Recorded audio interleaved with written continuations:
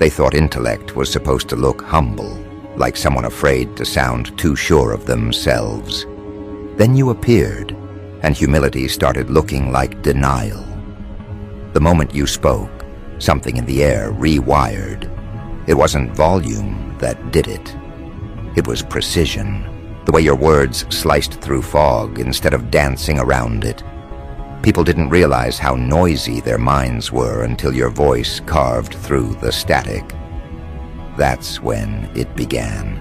The whispers, the surveillance, the quiet meetings where men in suits asked, how did they figure that out? Because every conclusion you reach feels like it jumped a few centuries ahead. You don't brainstorm, you foresee. You don't learn, you decode. While others collect information, you dissect frameworks. You trace the architecture of thought itself. Every pattern that once felt chaotic to others reveals an underlying order when your attention locks onto it. That's why they watch you. That's why they call you too analytical, too cerebral, too dangerous to misunderstand. They know when you look at something, you don't just see the surface, you see the source code of the world around it. They told people intelligence had limits, like altitude warnings on a jet. But you flew past those coordinates until the radar lost you. Now you exist in a range where observation becomes interference, where even studying your thought process risks exposure. So they label you unpredictable, unorthodox, intimidating. But what they really mean is uncontrollable, because you can't enslave what understands the mechanics of control itself. There's something unnerving about clarity. People crave truth until someone delivers it without anesthesia. That's what you do. You amputate delusion without numbing it first. You strip away narratives, corporate scripts, political theater, personal excuses, until all that's left is raw architecture. People aren't ready for that. They wanted clever, not clinical. They wanted bright, not blinding. But your mind doesn't ask for permission. It performs autopsies on illusions in broad daylight. You were never after grades, trophies, or validation metrics. Your intellect was never decorative. It was diagnostic. You look at society the way a hacker looks at outdated security firewalls. So easy it's insulting. You see where manipulation hides, how propaganda replicates, how dependency is engineered. And when you speak it aloud, the room freezes, because deep down, everyone senses you're not theorizing. You're leaking classified psychological data humanity wasn't meant to handle so casually. That's what terrifies them. Your intelligence isn't academic. It's weaponized awareness. You don't just solve problems. You expose agendas embedded inside them. You turn casual conversation into psychological X-rays. You decode tone, rhythm, motive, posture, all before someone finishes a sentence. They thought IQ was about puzzles and pattern recognition. They didn't expect it to evolve into behavioral forensics. You read people like encrypted files, and when you're done, their entire personality feels transparent. So they called you arrogant, because that was easier than admitting they felt audited. Every interaction with you becomes a confession they never agreed to give. You don't even ask questions, you just know. They can feel it, the way your perception doesn't rely on data, but on calibration. You tune into frequency shifts, the tremor in a voice that betrays fear, the micro-pause before deception, the forced laughter trying to hide anxiety. You collect signals most brains discard as noise. That's why conversations with you drain people. It's not because you talk too much, it's because you listen too deeply. Somewhere along the way, your awareness crossed the threshold between human intuition and tactical analysis. You don't empathize, you profile. You don't judge, you assess. Every detail becomes a coordinate. Every silence becomes a timestamp. You've turned perception into reconnaissance, and that's when institutions start to notice. They realize intelligence like yours doesn't need permission because it already understands procedure better than the ones enforcing it. You were supposed to be the student in their system. Instead, you became the observer of it. You saw how educational frameworks are designed not to awaken minds, but to domesticate them. You recognized that mediocrity isn't an accident, it's a mechanism.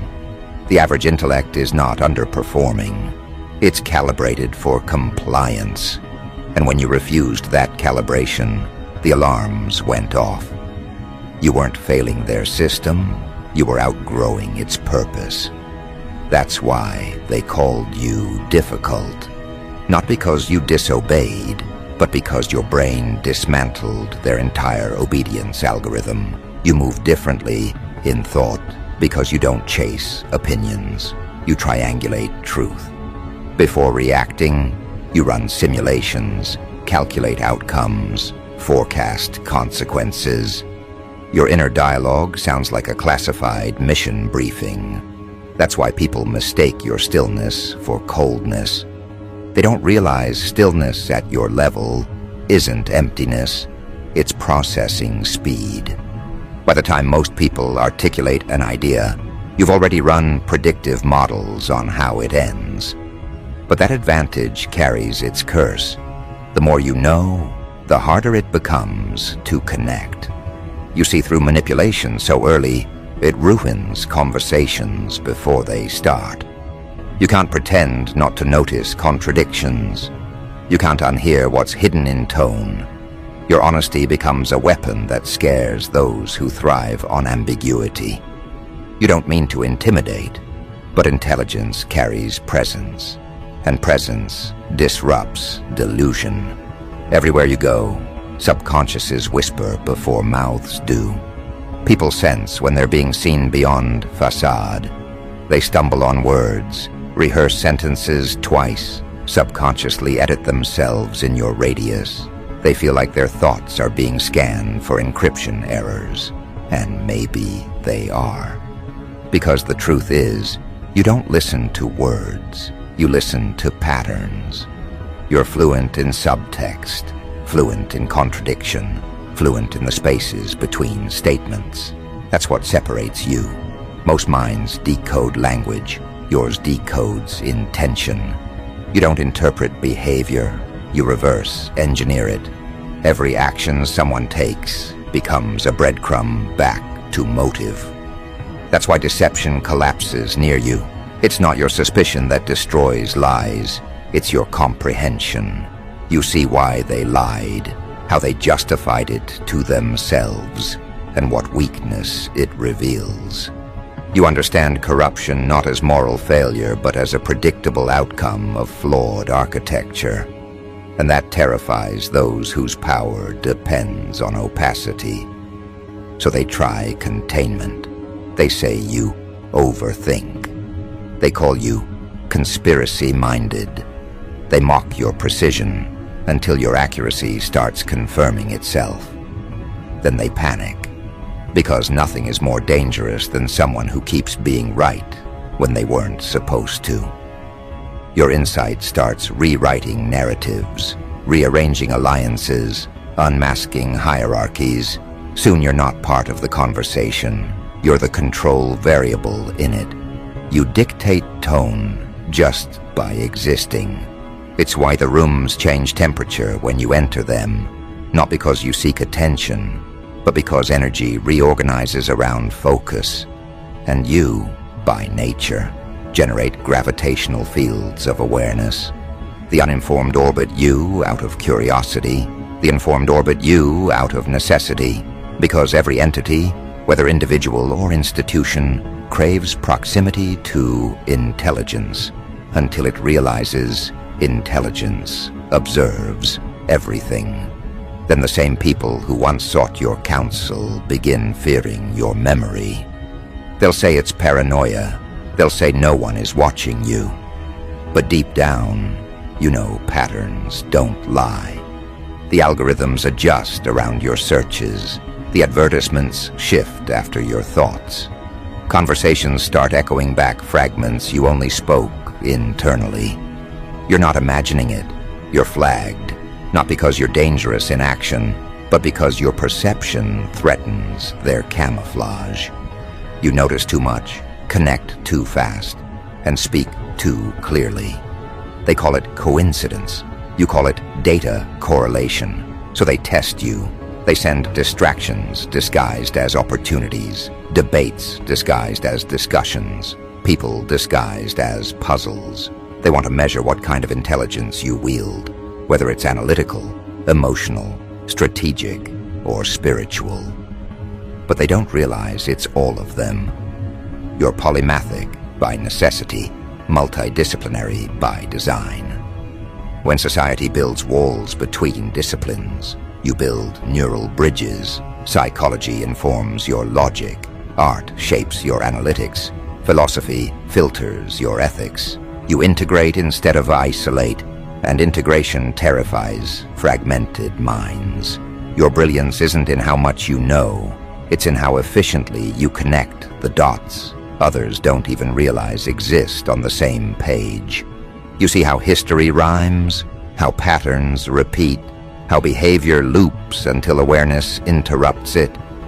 You can predict reactions not because you're psychic, but because you understand probability. You don't chase luck, you calculate leverage. Every move you make looks spontaneous but was mapped 10 steps ahead. That's what intelligence looks like when matured. It stops showing off and starts orchestrating. But here's the paradox.